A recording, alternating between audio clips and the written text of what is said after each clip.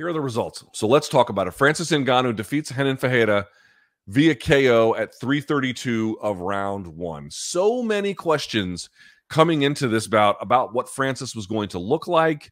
He hadn't fought in 33 months, almost 3 full calendar years. That's a problem.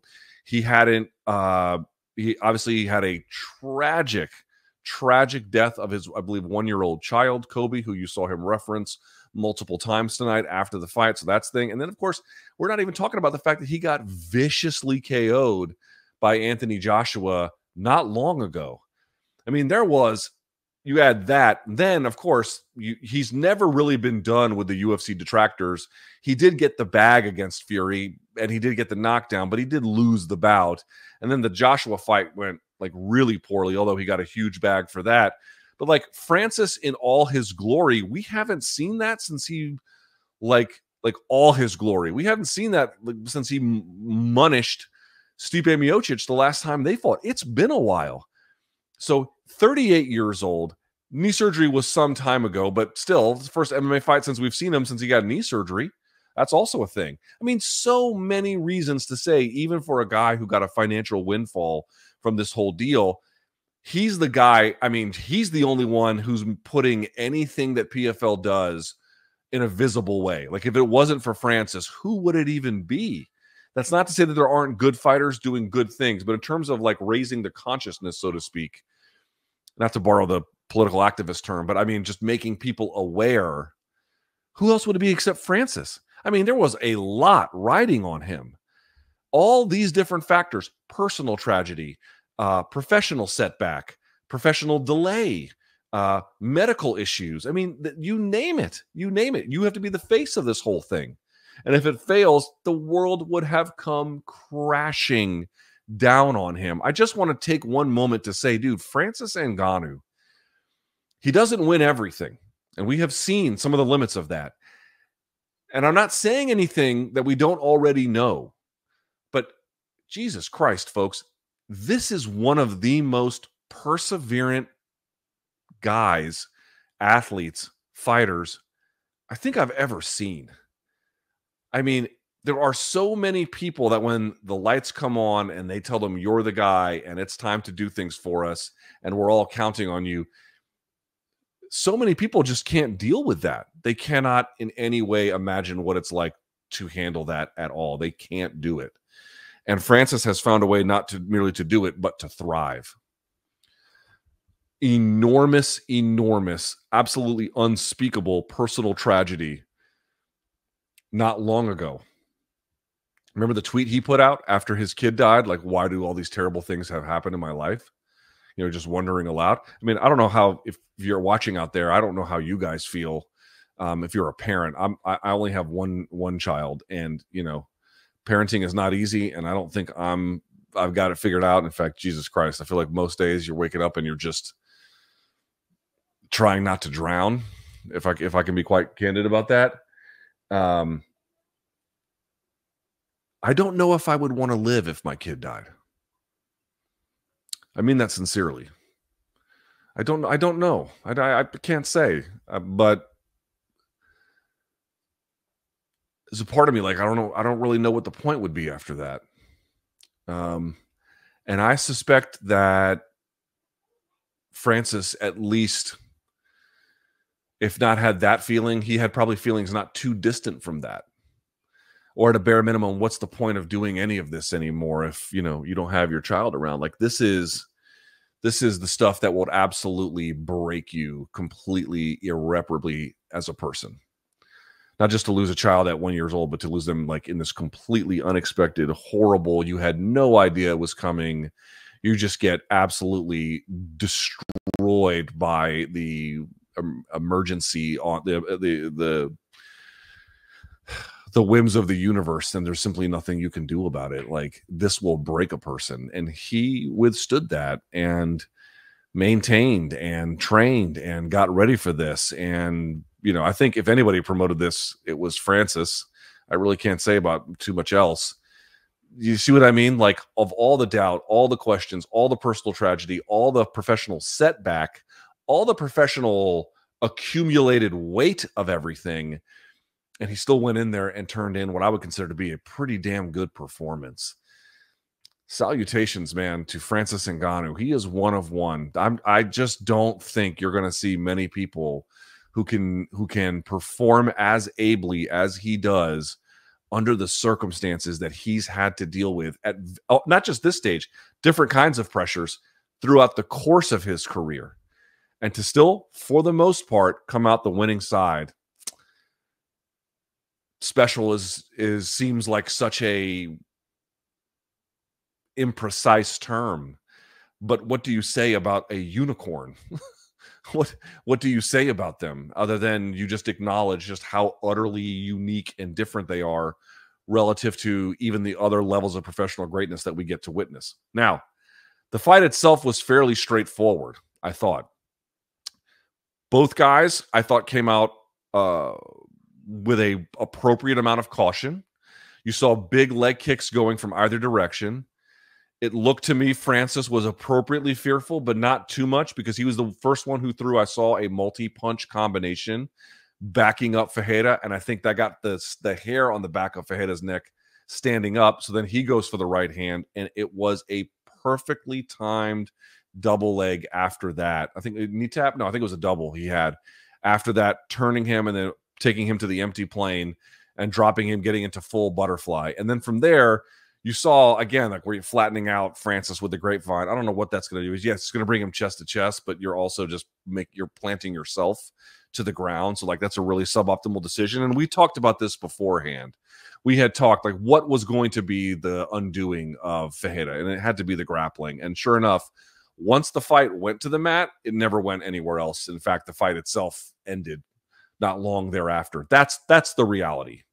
That's the reality, and we knew that. The places where Ferreira was dangerous was at range, or if you didn't time that takedown properly. Dude, I've seen so many guys get absolutely their head taken off by not appropriately timing takedowns against Ferreira. And dude, he will absolutely eat you alive for that.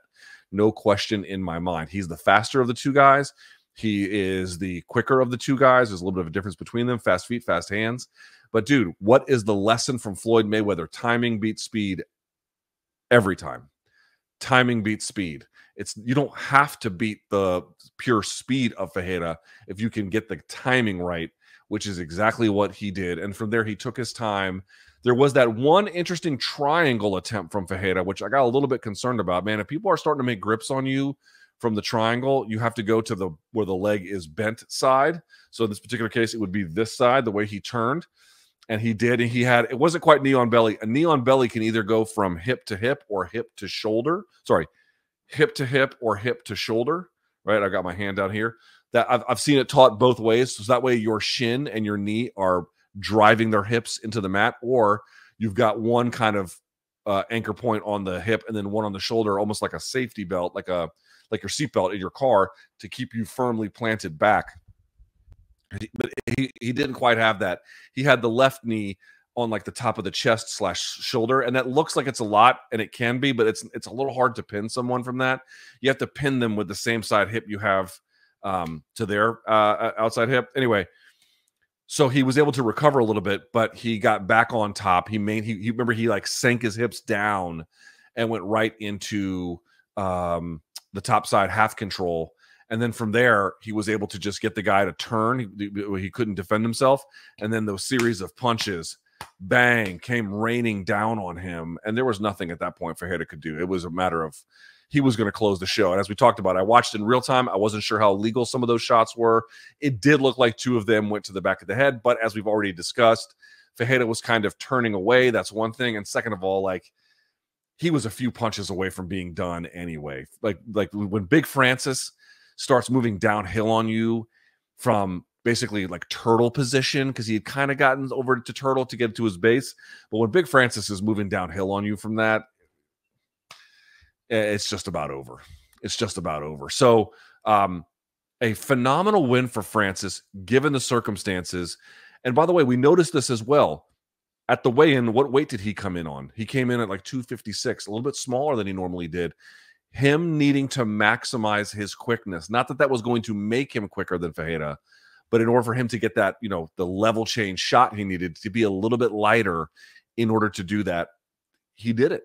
He did it. Like, dude, he's got a great team. He's got great acumen. He's got a great psychological makeup, and he is human. He is flawed. He has been beaten down by life in very fundamental ways in the last year or so, but nevertheless,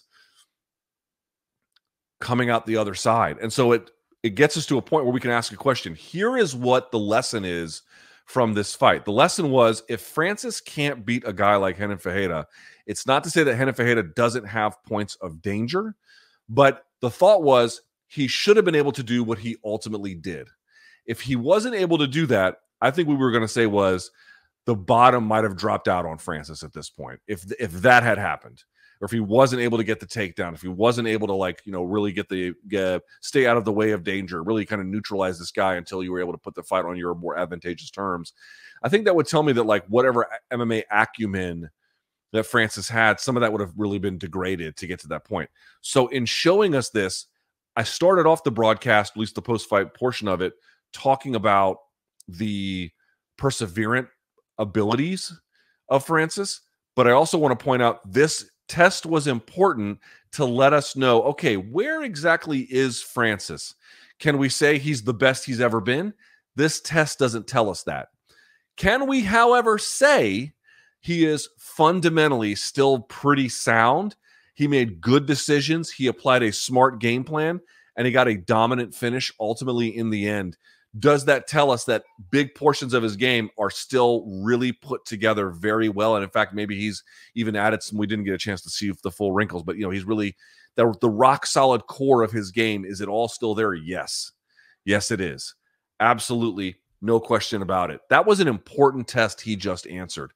Not the most difficult test, not some crazy, oh my God, I can't believe he ever did it kind of test, but an important one. You've got a lopsided skill set opponent who's dangerous one way, very vulnerable the other way. There's some dangers getting there, but if you can do it, it's your fight to lose.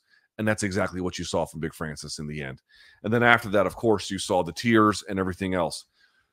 So the question becomes, like, what do we want to see next from Francis? I have to tell you, Francis boxing the dried out husk, to borrow from Brian Campbell, of Deontay Wilder is not of interest to me. That might sell. That might sell. Big power from Francis, big power from Deontay. Deontay, I don't want to be insulting, but he is fucking mega washed. I mean, like, I don't know. I don't even want to say what would have to be more washed than this. Washed. I just don't have much of an interest. And, like, you have to ask, like, would it make sense for him to fight like a Derek Chisora?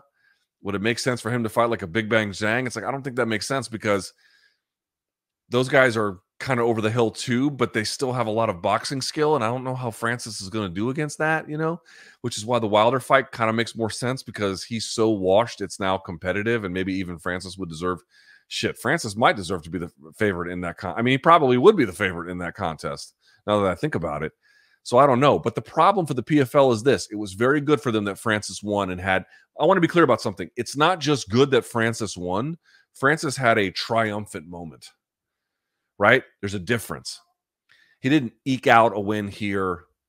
He didn't grind it out. He didn't get like a clear, but, dominant win. Like, he iced this guy with the know-how, well-rounded ability, and smarts that he has. And then he had this, like, breakdown in there. And I think obviously we all saw that. It's hard not to feel for him, but that feels like a very triumphant moment for him. So it's going to give him some latitude, some capital to spend, so to speak, inside the fight game. But I don't know who the PFL is going to put in front of him. Renan Ferreira was the guy who won the tournament. Then he polished off Ryan Bader. Like, this is the guy, right? This is the guy. Like, you look at the rest of their heavyweights. Who's he going to fight? Dennis Goltsov? That just doesn't make any sense. They're going to have to find something, like, and I'm being serious about this. You know what they should do? Maybe call up Rico Verhoeven, see what he's up to. See if you can get an MMA fight between those guys, or even a kickboxing fight between those guys, something.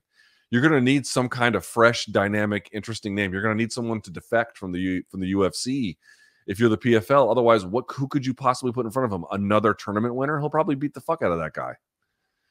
It just doesn't make a lot of sense. There's nothing really there for him in that particular way. So It's hard to say exactly what will be next. You could do a rematch with Tyson Fury, depending on what happens with Usyk. I don't know if Fury's got interest in that. I don't know if the rest of us do either.